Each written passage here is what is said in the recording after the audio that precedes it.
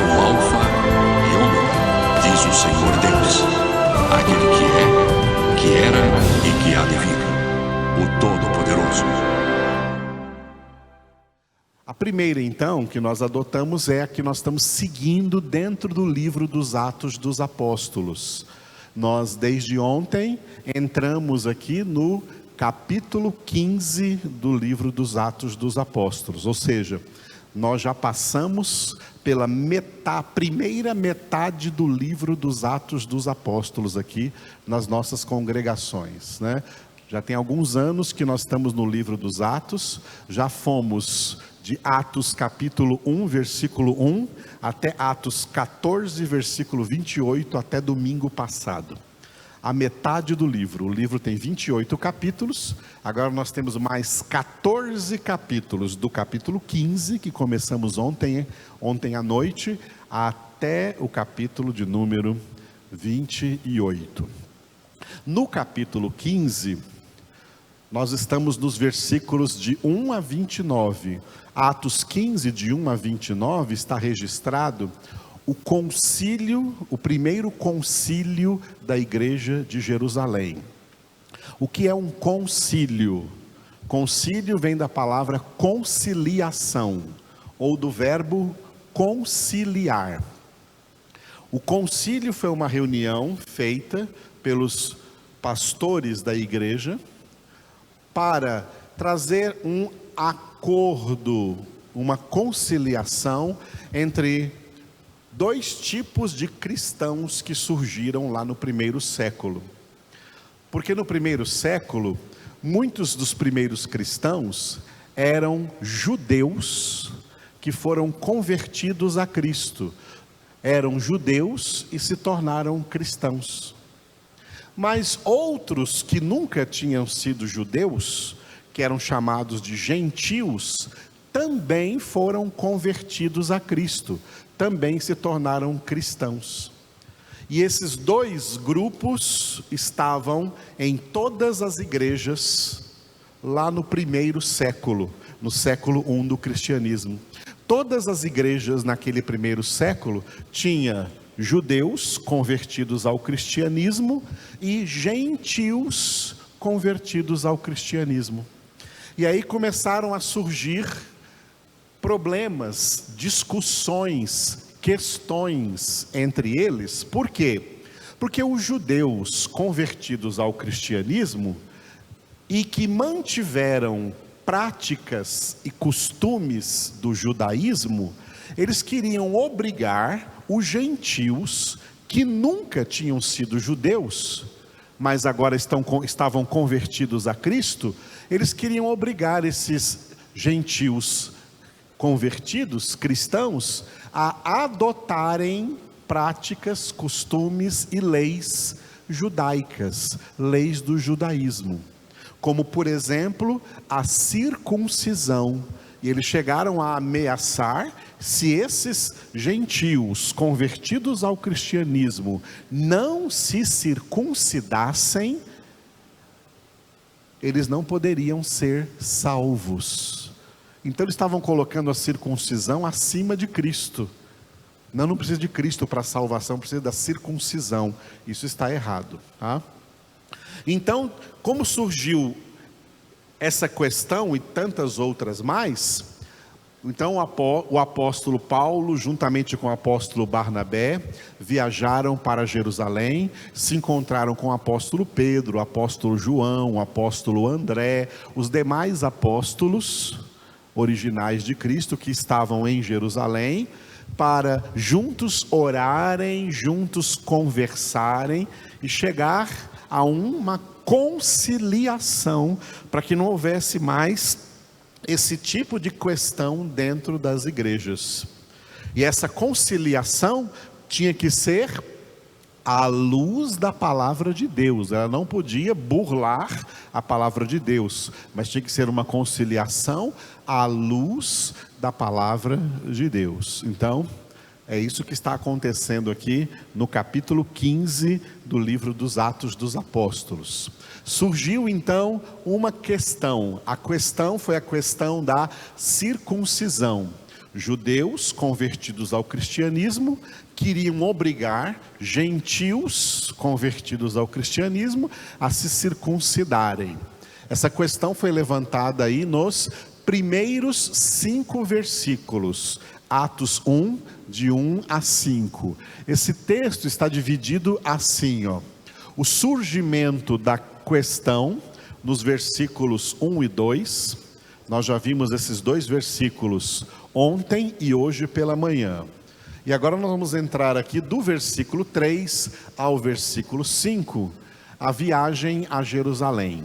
A viagem de Paulo e Barnabé com uma equipe lá da Antioquia da Síria para Jerusalém, para se encontrar com a cúpula da igreja de Jerusalém, formada pelos apóstolos originais de Cristo, e também por um dos irmãos de Jesus, chamado Tiago, que havia sido escolhido pelos apóstolos para ser o primeiro bispo da igreja de Jerusalém. Então eles foram lá para essa reunião para tratar dessa questão da circuncisão que surgiu nos versículos 1 e 2. Hoje à noite nós vamos ficar com esses 3 versículos, versículo 3, 4 e 5. Atos 15, de 3 a 5, viagem a Jerusalém. Esse texto está dividido assim, Versículo 3, a viagem propriamente dita.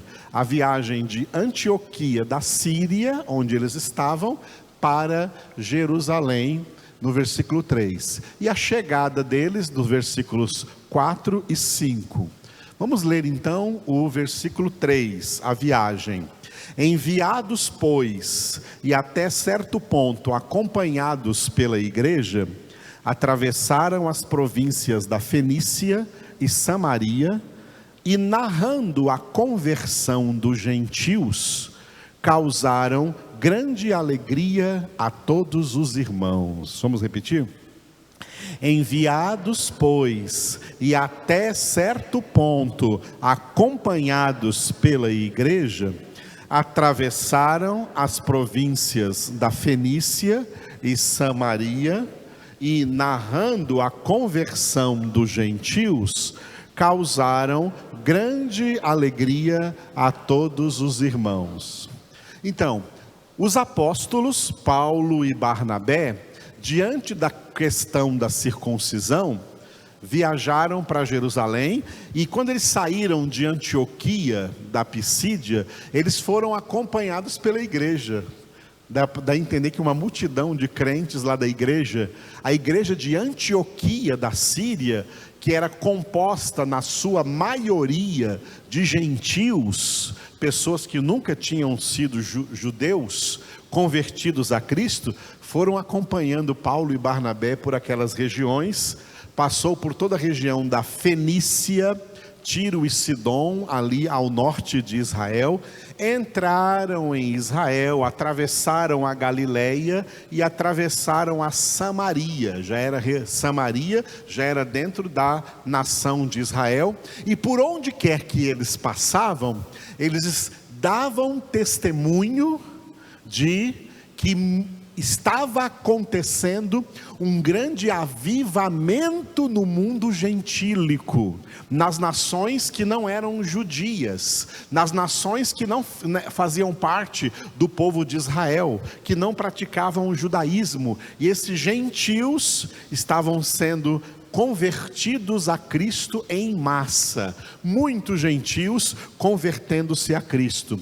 E diante desse testemunho que Paulo e Barnabé davam, causaram grande alegria a todos os irmãos. Pessoas que ouviam sobre a conversão dos gentios se alegravam com esse fato dos gentios estarem sendo convertidos. Então eles chegaram em Jerusalém. Vamos ver agora a chegada deles em Jerusalém. Atos 15, de 4 a 5. 4 eles foram recebidos, e no 5 eles foram contrariados. Vamos ver então eles sendo recebidos no versículo 4.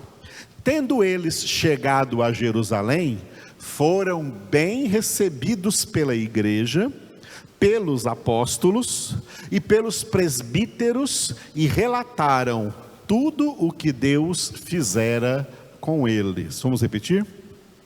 Tendo eles chegado a Jerusalém, foram bem recebidos pela igreja, pelos apóstolos e pelos presbíteros, e relataram tudo o que Deus fizera com eles. Olha só, então, na viagem, eles deram testemunho em todos os lugares que eles passaram, deram testemunho àqueles primeiros cristãos daquela região, sobre a conversão dos gentios, e isso causou grande alegria.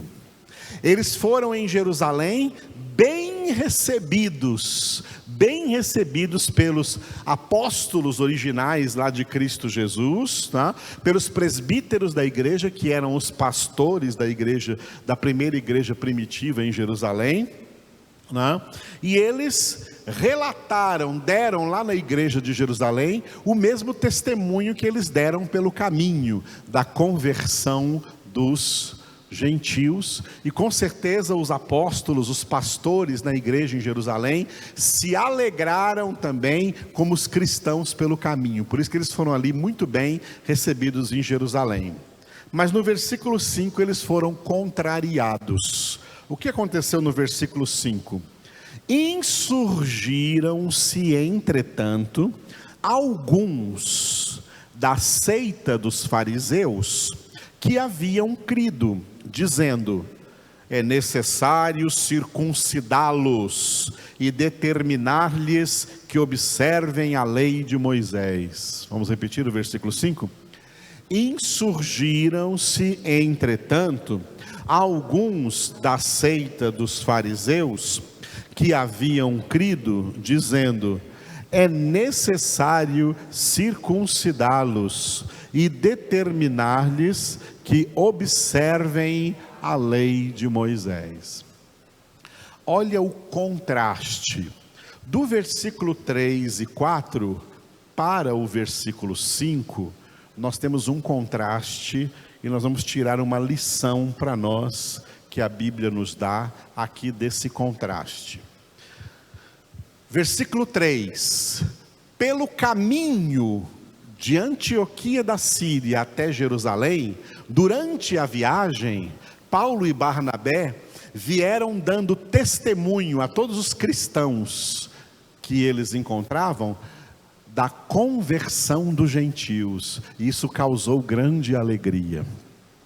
Quando eles chegaram em Jerusalém e também narraram para os apóstolos originais de Cristo e os primeiros pastores, que é a mesma coisa de presbíteros da igreja de Jerusalém, o testemunho deles também foi bem recebido por eles. Aí vem um contraste. No entanto, aqui no versículo 5 tem entretanto, uma conjunção adversativa, né? Insurgiram-se, ou seja, levantaram-se, tá? Alguns cristãos, eles eram também cristãos, eles haviam crido em Cristo, haviam crido no Evangelho de Cristo, mas eles eram da seita dos fariseus. Fariseus eram judeus radicais, e esses judeus radicais haviam sido convertidos a Cristo, mas continuavam com as práticas judaicas, e agora eles querem obrigar os gentios convertidos a também adotarem as práticas judaicas. Os cristãos pelo caminho se alegraram com a notícia da conversão dos gentios. Os apóstolos e presbíteros de Jerusalém receberam bem essa notícia, se alegraram com a conversão dos gentios. Mas esses cristãos convertidos do farisaísmo, convertidos do judaísmo, se levantaram, é como se eles dissessem assim: muito bem, parabéns, muito bem que os gentios se converteram, só que nós temos uma coisa a dizer aqui: é necessário circuncidá-los e determinar-lhes que observem a lei de Moisés.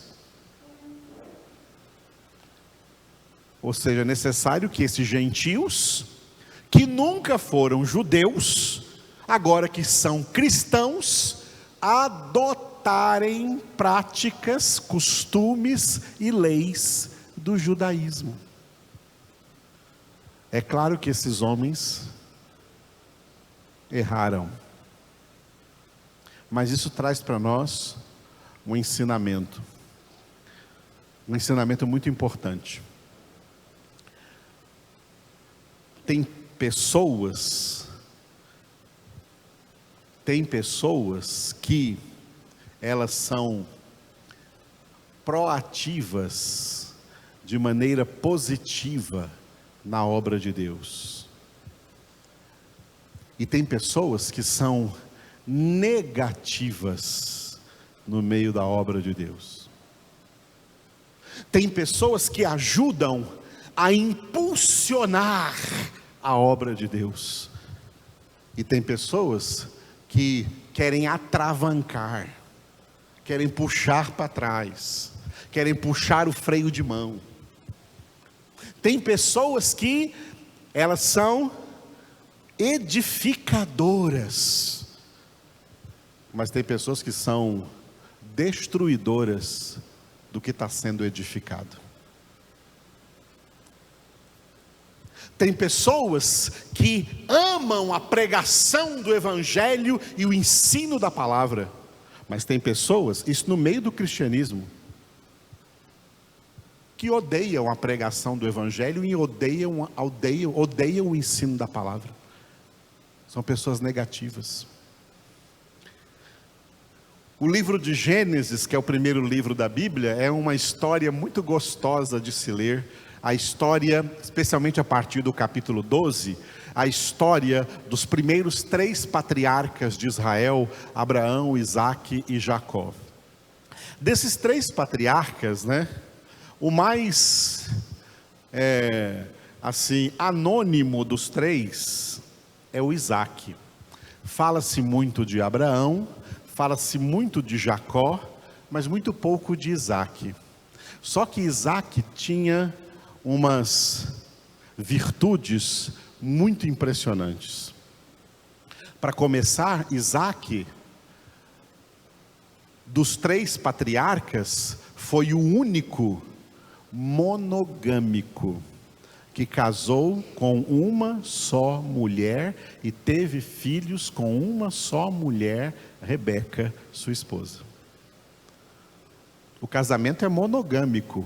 O casamento instituído por Deus é monogâmico, não é poligâmico. Deus não gosta de poligamia. Por isso, está escrito lá no Gênesis 2: deixará o homem pai e mãe e se unirá à sua mulher, não às suas mulheres, à sua mulher.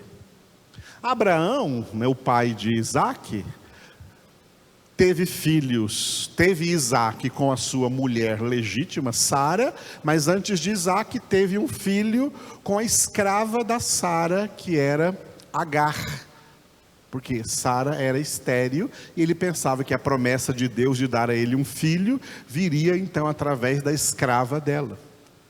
E depois que Abraão ficou viúvo, ele casou-se novamente com uma mulher chamada Quetura, e teve outros filhos. Jacó, então, nem se fala. Jacó se casou logo com 2 irmãs, Raquel e Lia. Casou-se com as 2 irmãs de uma só vez. E além de ter filhos com as 2 irmãs, teve filhos também com as 2 escravas, Zilpa e Bila, as escravas dessas irmãs. Jacó teve filhos com 4 mulheres. É um Jacó de verdade. O nome Jacó significa suplantador, enganador. Por isso que Deus depois mudou o nome dele para Israel. Isaque não. Isaque viveu um casamento único. Ele só se casou e teve filhos gêmeos, Jacó e Esaú, com a sua esposa Rebeca. Rebeca, antes de conceber de Isaac, ela era estéril, como a mãe de Isaac, Sara, também era. Mas ao invés de Isaac tomar a escrava de Rebeca, porque Rebeca também tinha lá uma escrava, ao invés de Isaac tomar uma escrava de Rebeca para ter filho com ela, como Abraão fez, sabe o que Isaac fez? Isaac orou pela sua esposa, e Deus curou a esterilidade dela, e ela teve gêmeos. E Isaac não precisou ter relações com nenhuma outra mulher, foi monogâmico. E é por isso que Isaac é uma profecia de Cristo. Como Isaac teve uma só esposa, Cristo tem uma só igreja, a noiva do Cordeiro, que na glória será a esposa do Cordeiro. Além disso, Isaac, ele tinha uma profissão que ele gostava de trabalhar nessa profissão. Além de ser, como todo mundo naquela época era, trabalhador na agricultura, na pecuária, Isaac era um escavador de poços. Porque aquela região era uma região muito desértica. Então, Isaac, aonde quer que ele montava seus acampamentos, ele cavava poços para achar água, dessedentar as pessoas naquele calor, dessedentar os animais, dar de beber aos animais, e também a água para as plantações e assim por diante. Era alguém que buscava uma solução para o problema da sede, para o problema da seca. Ele buscava uma solução. Só que nessa época em Israel, que não se chamava Israel, se chamava terra de Canaã, Canaã era habitada pelos filisteus. E quando os filisteus viram os acampamentos de Isaac prosperando, porque tinha muita água, onde Isaac parava, ele furava poços, encontrava muita água, e ali tinha prosperidade, porque tinha água, precisa de água, água é necessário. Os filisteus, cheios de inveja, vinham durante a noite, quando todo mundo estava dormindo, e entulhavam os poços de Isaac com pedras. Aí Isaac acordava no outro dia, os poços que ele cavou estavam cheios de pedras. Aí o que ele fazia? Brigava com os filisteus? Não, ele cavava novos poços. Isso se repetiu várias vezes. Ele cavava poços, dava até nome para os poços que ele cavava, encontrava água, e os filisteus vinham e entulhavam os poços com pedras. São esses dois tipos de pessoas que existem, e você precisa se identificar. Que tipo que você é? Tem pessoas que cavam poços, e tem pessoas que tudo o que fazem é entulhar os poços que os outros cavam. Tem pessoas que são solução, mas infelizmente tem pessoas que são problema. Tem pessoas que são agradáveis, submissas a Deus, submissas à palavra, são mansas, mas tem pessoas que são tóxicas. Além de não fazer nada, metem a língua em quem está fazendo alguma coisa, em quem está tentando fazer alguma coisa. Isso aconteceu também no início da igreja. Gentios estavam se convertendo a Cristo, muita gente ao receber essa notícia se alegraram, aleluia, glória a Deus. Mas uns fariseus aparecem, mas não é bem assim não, tem que ter outras coisas aí também. Vem querer impor leis desnecessárias sobre esses cristãos convertidos. O Evangelho forma o homem espiritual. O Evangelho é Isaac. A religiosidade são os filisteus. Religiosidade entulha o evangelho de pedras. Religiosidade coloca barreiras no evangelho. Quem é de Deus não é religioso. Quem é de Deus é homem espiritual. É cavador de poços. E os religiosos são entulhadores de poços. Tem muitas denominações que são entulhadoras de poços. O Senhor vai lá, converte um pecador, arranca ele do império das trevas, transporta para o reino do Filho. O Senhor dá salvação, o Senhor perdoa os pecados. Aí depois que essa pessoa está convertida, vem a denominação e fala assim: agora que você está convertido, você precisa se submeter aqui ao caderninho de leis da nossa denominação.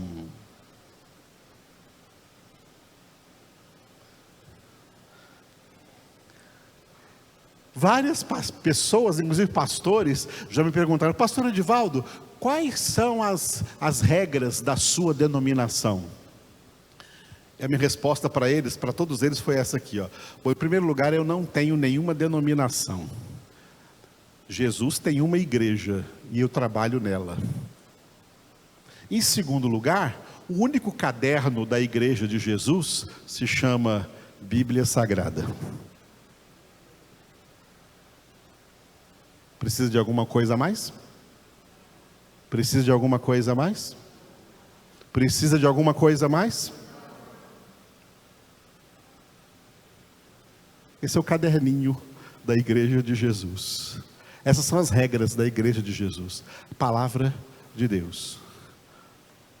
Mas tem muitas igrejas que deixam a Bíblia de lado e colocam o caderninho, tá? As leis da sua igreja, que Jesus não mandou igreja nenhuma inventar lei.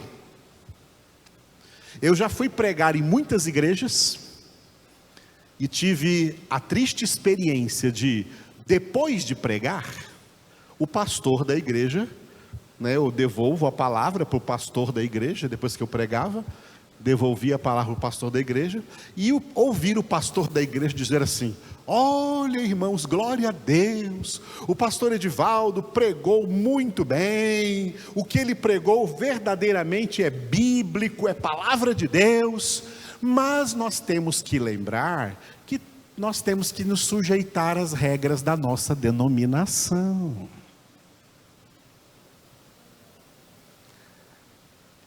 Eu fui lá e cavei o poço, e eles vêm e entulham de pedras os poços. Entulham de pedras os poços.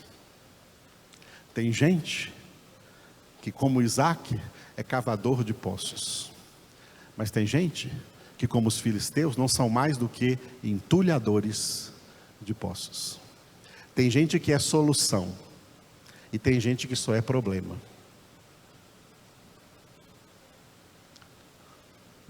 Tem gente que é gente benigna, mas infelizmente tem gente que é gente maligna. Que tipo você é? Você tem que saber, diante de Jesus. Eu sou o Alfa e Ômega, diz o Senhor Deus, aquele que é, que era